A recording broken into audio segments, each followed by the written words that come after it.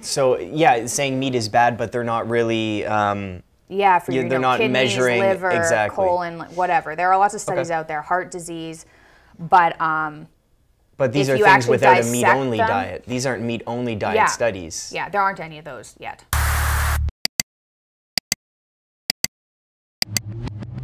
Okay, Keith B. Keith, how you doing? What is that? Everyone look at the profile. Oh.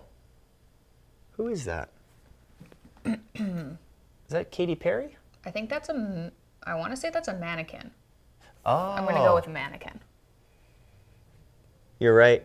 It does look like a mannequin. Oh, Keith B. Keith is behind the mannequin. Look at, you can see the face. Oh, hiding behind the mannequin. Keith, always hiding behind mannequins, eh? Okay, well, Keith says, wow, that's extreme. I could understand cutting out sugar and dairy products, but damn, bro, not even veggies? Good night, colon, he says. So we have to ask the question, the dirty question. Is this bad for your colon? Is this bad for your colon? What are those movements like? Less. So I don't have any gas. I don't get bloated. Although for the first month switching over, I did get bloated. Okay. Which was interesting and made me a bit paranoid, but I was like, I'll just run through the first month and see where it goes. So now I don't have gas. I don't get bloated. Just like to put it all out there, I don't have bowel movements as often. It's not because of constipation. It's because there's not as much waste. Right. If you get a colonoscopy, the easiest thing for those people to digest is meat. Like they say, stay away from, you know, it's not vegetables exactly, but certain vegetables because of all the waste. I would like it, I guess, if people are concerned about that, to actually post studies linking it, because I haven't been able to find a study that was done properly linking ill health to red meat.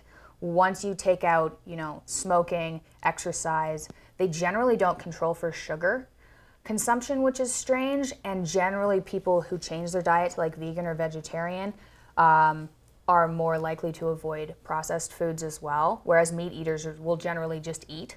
Right. So I'd like to see a study done properly before anyone comes to conclusions that meat is bad. They can post them and I can respond to them too. Okay. So yeah, saying meat is bad, but they're not really. Yeah, for your they're not kidneys, measuring liver, exactly. colon, whatever. There are lots of studies out there, heart disease, but these if are you things actually without a dissect meat-only them- diet. These aren't meat-only diet studies. Yeah, there aren't any of those yet. Aha.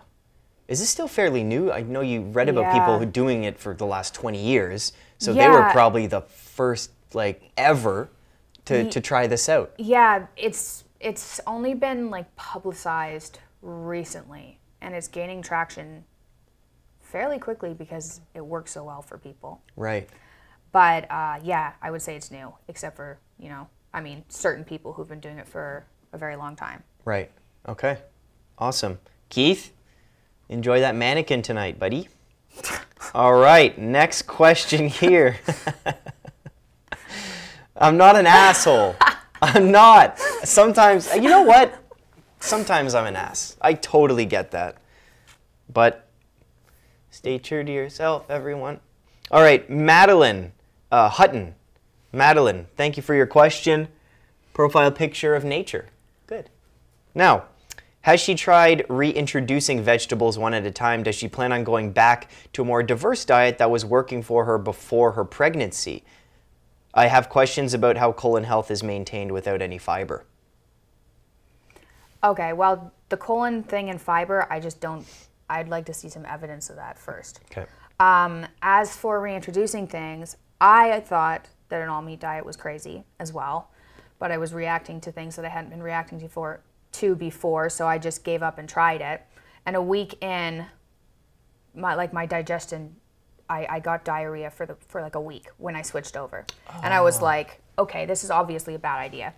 So I had this like big salad that I was eating. The big salad? The big salad, yeah, like, ooh. And my digestion normalized, and the next day I was itchy and weepy. And I was like, okay, fuck, fine, right? So then I cut it out solidly. And then about, you know, I had, like I said, my digestion got messed up for about 4 to 6 weeks. things were kind of strange, but my mental health was pretty good and I wasn't itchy and I didn't have arthritis. And then about 2 months into it, I was like, okay, well, we'll try olives. Because I thought maybe people going on the all meat diet were getting such good results because they just happened to eliminate all the foods that were bothering them. Yeah. And so it wasn't the meat diet, it was the elimination of those certain foods. And I figured, okay, olives, pure olives, nothing in them, like organic olives, that's got to be safe. So I had a whole bunch of those, and then 2 days later, I got lower back pain, and then 3 or 4 days later, my mood dropped, and then I was like weepy for the next 2.5-ish weeks. And it wasn't like full-blown depression like what I'd experienced before, but it was like volatility and weepiness and... From olives? Yeah, so like... Unreal. Yeah, really unreal. And I thought maybe, you know, if I reintroduce foods, then I can grow back microbiome parts that I'm maybe missing now in order to digest them. But I'm not convinced that would work, and it's not worth the pain and suffering of reintroducing those foods and having those symptoms just to see if it would work in the future. Right.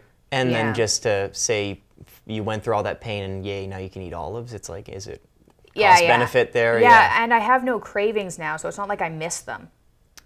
Right. Although if I drink alcohol, the cravings come back. We will talk about that in a moment. A few more questions here. Madeline, thank you so much. You're great. Enjoy nature.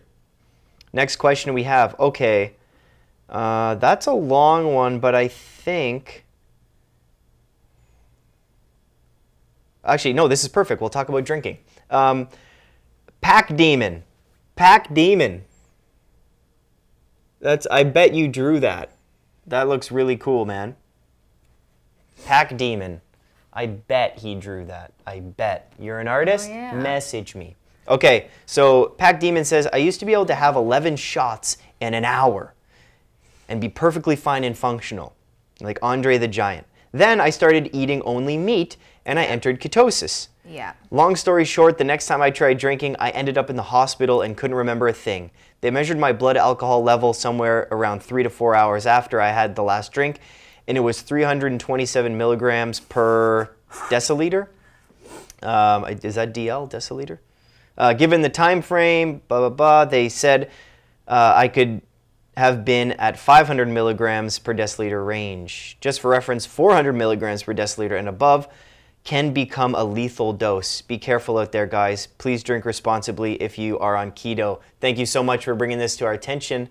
So let's talk about drinking. Yeah, okay. So I didn't know anything about that. When I first went low carb, and I don't even know if I was in ketosis. I may have been in ketosis, but I was still eating like sweet potatoes, cauliflower, you know, carby vegetables. So I'm not sure if I was in ketosis or not. So I just went low carb, and in university, this was very unhealthy anyways, but I used to split a 40 of vodka with my friend, and then we would go out and drink more.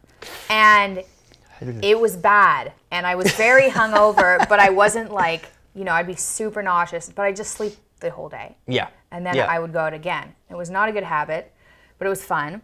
That's university, kids. Yeah. Yeah, that's it. Yeah. Anyway, so I start this low-carb diet, and then I do the same thing. Not the same thing. I drank like significantly less, but still more than you should probably be drinking. How much? Tell the people. How much did you drink, Mikhailia? Honestly, it was probably like 12 drinks. So it was still a lot. That's a good amount of drinks. But it wasn't like, 19, which is insane. Yeah, and I know if you compare still, to your university days, it was less. Yeah. But it was enough to be like, plastered. And then the next day was super nauseous, but I never threw up. I used to never throw up drinking. That was why I could drink so much, because I was like, whatever, I'm not going to throw up anyway. This is like, young Mikhailia. Anyway, the next day I got super nauseous, and I was like, okay, maybe I have to make something to eat. So I made something to eat, and then I ended up throwing up twice that day. I was like, well, that's odd, because that never happens. So that was the first time. So I was like, okay, I'll just, drink less. Anyway, then I went out another time, and I drank about the equivalent amount, and this was, I guess, a month later, and I'm not even kidding. I threw up the next day until midnight. Every I couldn't keep water down. And then at midnight I was like, oh, okay, it's over. And then, I went out and bought a fish, and ate fish or something. Okay. So I was like, that's weird. There I'm wasn't getting any these food poisoning weird- with that, right? Because that sounds like No. food poisoning too, with You'd think so, throwing up yeah. that often. Yeah. Whoa. It was really bad hangover. Anyway, so then I guess I must have drank less for a while, and then I had the pregnancy and everything. But I went out Friday for the first time in a really long We're time. talking this Friday, Yeah. everyone, June 9th. So June was that 9th. 4 days ago? Saturday, Sunday, Monday, Tuesday. Yeah, that's so 4 days ago, and I had 8 or 9 drinks, which was a lot, and I haven't done that in a couple of years. And I was pretty hungover the next day. More than I thought was necessary for that amount of drinking. And then I woke up on Sunday and I was nauseous in the morning. And then I woke up on Monday and I was nauseous in the morning. And I was kind of nauseous in the morning today. I was like, that is a really long time. So then I Yes. started researching this ketosis and drinking. And your tolerance goes way down. So I get drunk faster. I can feel it after I have a drink. And I never used to be able to do that. It's great. Yeah, it's cheap, but Yeah. the hangovers are vicious. And I think it Yeah. has something to do, and this is pure conjecture, but I think it has something to do with your body losing its ability to tolerate as many poisons, I think. Because my body, I know, was overloaded when I was eating carbs. But I seem to have a buffer zone. And now it's anything I put into my body that isn't meat or perfect, or even when I was doing low carb, anything extra, I couldn't, maybe I couldn't get rid of it as fast. I don't know what it was. Right. But yeah, you become a lightweight. It's cheaper, but the hangovers are. Yeah, well, I could see that happening with beer since it's a real carby. Oh, or even you're bourbon. drinking- I'm even drinking bourbon. Yeah, the only thing I drink is vodka or bourbon. Okay, so even that, no sugar, no carbs, but it's still just the alcohol. 4 days. Wait, this morning were you nauseous too? Yeah, like barely. And I also Yeah. can't think as clearly for the last 4 days. Yeah. So I don't know. I'm just gonna maybe I'll stick to 2 or 3 and see which is much more reasonable anyway. That's and so just just a see little what test. happens. Yeah. Yeah, but yes, do be careful. And drinking 11 drinks in an hour is a very bad idea, even if you're not eating weirdly. Yeah, that's a lot, man. That I've never done that. I've probably done that, but do not recommend. That was young Mikhailia. That was young Mikhailia. Oh yeah. man.